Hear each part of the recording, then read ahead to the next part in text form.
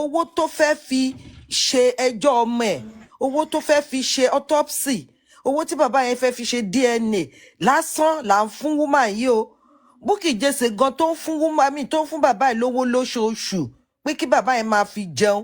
Bukky Jesse ò sọ̀rọ̀ bàbá ẹ̀ láàdárí, ẹ̀kan tó dẹ̀ sọ̀rọ̀ bàbá yẹn ó tún bọ́ sí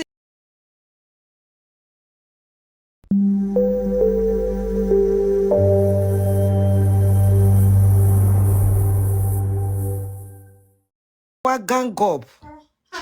Owó tí wọn ò tí ì ná, tí wọn ò tí ì tọwọ́ bọ̀, tẹ́ ti bẹ̀rẹ̀ sí béèrè accountability. Ẹ ti rí i pé ìwà ọ̀kánjúà ó pọ̀ nínú ayé wọn. Onírú ìwà tí Níkẹ́ ń hù yìí, symptoms yẹn ó wà lára wọn. Ẹ rí i pé gbogbo ọmọ máa jáde. Ẹnìkan gan ti wá sọ̀rọ̀ kí lorúkọ máa yìí AIT African television ó ti wá sọ̀rọ̀ ẹ̀ fún wa. Màá send screen recording yẹn fún yín wípé mọ́tò ló ń fọ́ òun náà níṣẹ́ kò ní gbá kò láwo páwọn jọ ń gbé Belgium kí ló dé tó mẹ́kò ọ̀rọ̀ àwọn pípù yẹn all of them tẹ́ bá ti rí group àwọn tó wà lọ́dà bàbá ráìnù yẹn ẹni pé gbogbo wọn lọ́kànjúà ni wọn. Àwọn ọmọ ìjẹbẹ̀rí àwọn ọmọ tó yẹ pé nǹkan kékeré báyìí jọ wọ́n lójú àwọn ọmọ tó yẹ pé wọn ò ṣoríire níran wọn rí. Ẹ jọ̀ọ́ kí láti fún bàbá ẹ kì í ṣe pọ́n fún lówó oúnjẹ o owó tó fẹ́ fi ṣe ẹjọ́ ọmọ ẹ̀ owó tó fẹ́ fi ṣe autopsy owó tí bàbá yẹn fẹ́ fi ṣe DNA lásán là ń fún woman yìí o. Bukky Jesse gan tó ń fún woman mi tó ń fún bàbá ẹ̀ lówó lóṣooṣù pé kí bàbá yẹn máa fi jẹun. Bukky Jesse ò sọ̀rọ̀ bàbá ẹ̀ láàdárí, ẹ̀kan tó dẹ̀ sọ̀rọ̀ bàbá yẹn ó tún bọ́ síta ó tún wá bẹ̀bẹ̀ ni. Mi rò pé péjọ́ kejì tí Bukky Jesse ti wá ní kí bàbá jọ̀kan dáríjì òun kò yé òun ni. Ẹjọ́ kí ni bàbá ẹ̀ gbà lọ́wọ́ wọn? Ẹ ti rí pé àwọn tó jẹ́ olè gbéwìrì ọ̀fọ́n ni gbogbo àwọn tó ń group ara wọn pọ̀ tí wọ́n sọ tó ń gang up against bàbá tí wọ́n béèrè accountability ní owó kan tó gbà owó kan tí ó gbà tó bá dẹ̀ lè ná kọ́bọ̀ wọn báyìí wàhálà dé. Ẹ wo ti Aries náà lánàá tí woman yẹn wá sọ pé kò ní kọ́bọ̀ kankan. Same thing pẹ̀lú ọ̀rọ̀ AIT o máa send screen recording yẹn sí tí a bá ṣe tán. Same gbogbo wọn pátá láti jọ́ ta ti help bàbá yìí ẹni kan mú rìsíìtì jáde ibi tán bá ti help bàbá yìí rí. Ẹni tó bá mọ̀ tó mọ̀ pé òun lórí láyà òun tó tán ẹni kó mú rìsíìtì tó fi sanwó àbí tó fi help bàbá yìí kó mú jáde. Kò sí kankan wọn tó help bàbá yìí bí wọ́n ṣe ń dá owó fún bàbá yìí lójú wọn bí kò ṣe pé àpò wọn lówó yẹn ń lọ. Lójú wọn bí kò ṣe rí wọ́n ṣe ń fún bàbá yẹn gift ẹyọ calculator tí ẹ rí pé gbogbo nǹkan tó dà wọ́n pọ̀ ọ̀rọ̀ owó ni tẹ́yìn náà bá wò dáadáa. Bàbá jáde wá fún bàbá gift ẹyọ calculator tí ẹlẹ́nìkan ló ń bá bàbá gbowó anything tó dà wọ́n lórí rú tí wọ́n fi fọ́ọ̀mù group against bàbá ọ̀rọ̀ owó ni. Tẹ́ bá wò lọ síwájú tẹ́ wò lọ sẹ́yìn kò sí nǹkan míì tí bàbá yẹn fi ṣẹ̀wọ̀n o ọ̀rọ̀ owó ni. Ẹ wo ti Bánkọ́lé àti kinní kan tán ní wọn ọgbà náà ọ̀rọ̀ owó náà ni. So ẹ ti mọ̀ pé olè ọ̀fọ́n gbéwìrì làwọn this set of people. Bá a ṣe help bàbá ẹ̀ ó ń bí wọn nú.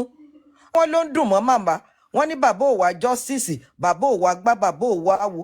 Bàbá ń gbowó, bàbá gbá. Káwọn náà lùkọ́ náà ọmọ wọn pọ́npọ́ lórí. Tó bá ti lùkọ́ nù ọmọ ẹ̀ pọ́npọ́ lórí nìsá, á mọ̀ bó dùn mọ́ bí ò dùn mọ́. A fi tiẹ̀ tún ṣe experiment. Mọ́mì ìmọ́lẹ̀. Mo ń gbọ́rọ̀ yín mà.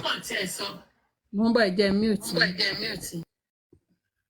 Èmi kàn tẹ̀ sọ ṣe rí gbogbo àwọn tó yẹ pé all these hosts that they are saying that they are complaining that Baba Mohbad does not know how to mourn, that he was not supposed to put black shade, to wear black shade in the house because and they failed to reason that Baba Mohbad was wearing black shade to cover the tears, her face, to cover his face in case if he's, emotional.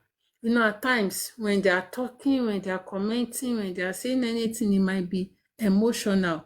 So he had to cover his face with the black shade. So I overheard somebody this afternoon that was saying that ṣó yẹ kó tún máa wọ sunshade, ṣó yẹ kó tún máa wọ black shade nínú ilé, pé ṣé celebrity ni? Is it celebrity that will be wearing black shade in the house? Is it not for a purpose to cover his tears or his face?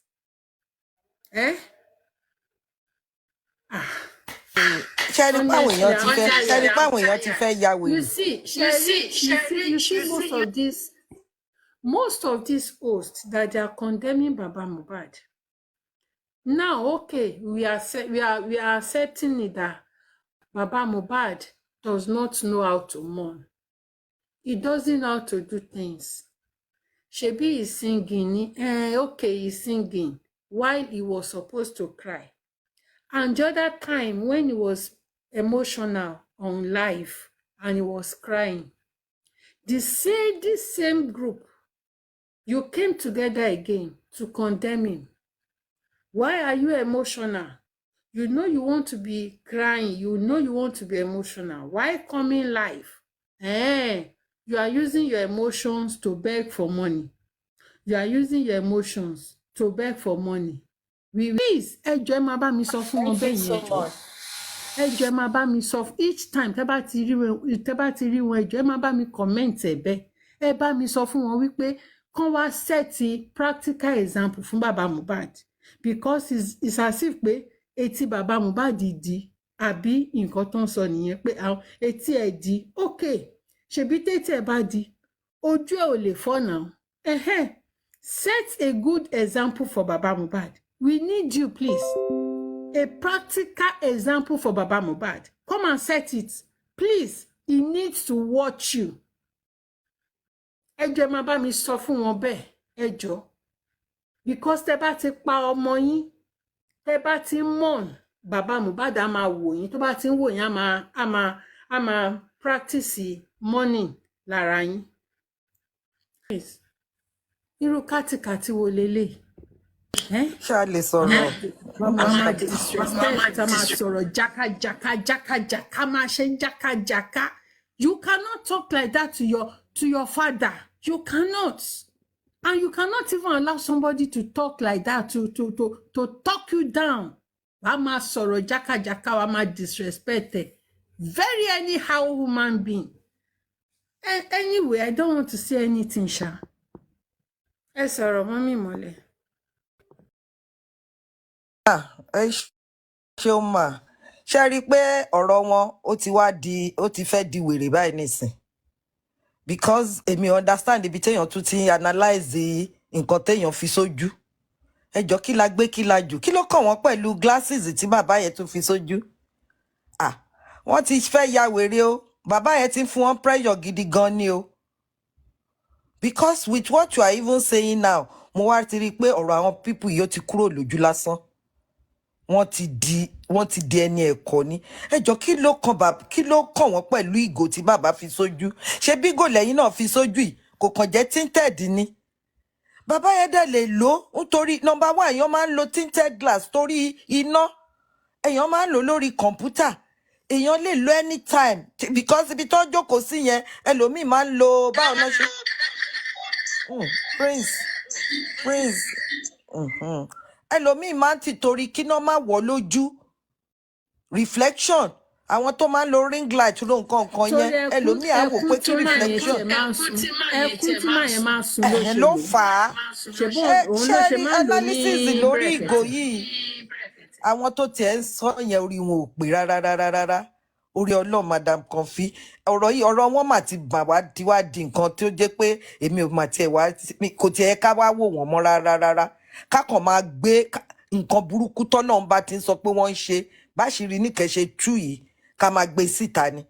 Olè ló mẹ́sẹ̀ olè tọ̀. So ó ń jalè ló ṣe ń rolè sí bàbá.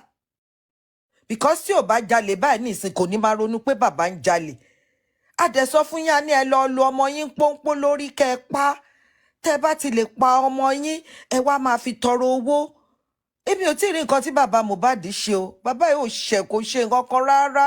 Ọlọ́run á dẹ̀ dá wọn lẹ́jọ́. Ọlọ́run á dá Adéníkẹ́ lẹ́jọ́ pápá gbogbo àwọn tó wà lọ́ndà paparano tó ń bú bàbá yẹn Ọlọ́run máa dá gbogbo wọn lẹ́jọ́ Ọlọ́run á fi ọ̀rọ̀ ẹnu wọn ó máa fi bí wọn mi ò mọ bó ṣe fẹ́ fi bí wọn ni o bọ̀ wọ́n á rí àsárà wọ́n á rí pé kí ló ṣẹlẹ̀ sáwọn yìí ìgbà tán bá fi máa ronú padà wọ́n á mọ̀ pé ọ̀rọ̀ bàbá Mohbad táwọn dá sí tí ò yẹ káwọn dá sí òun ló fìyà jẹ àwọn kí ló dé accountability lẹ kọ́kọ́ fi bẹ̀rẹ̀ ńgbà tẹ́ fẹ́ dojú ọ̀rọ̀ irú accountability ni o báwo ló ṣe náwó owó GoFundMe tí wọ́n ti gbà tẹ́tí ní kàn máa wá àkáǹtì fún ẹ kúrò lórí ìyẹn tí bàbá ẹ bá ti ń ṣe program every Sunday ẹ tún lẹ lọ yọ calculator ẹ fẹ́ mọ iye lion tó ń gbà ẹ fẹ́ mọ gbá tó ń gbà kí ló dé Ọlọ́run á máa fi iṣan ara yín á máa fi dèyín mọ́lẹ̀ yín wèrè burúkú yìí Adéníkẹ́ ẹ̀sẹ̀ ló yọ síta yìí o àṣọ lè ní ẹ́ èmi ti mọ̀ pé gbéwiri ní ẹ̀ because tó bá kí n ṣe gbéwiri tó kí n ṣolè ọ̀rọ̀ bàbá ò lè lé mọ́ ẹ lára kankan báyìí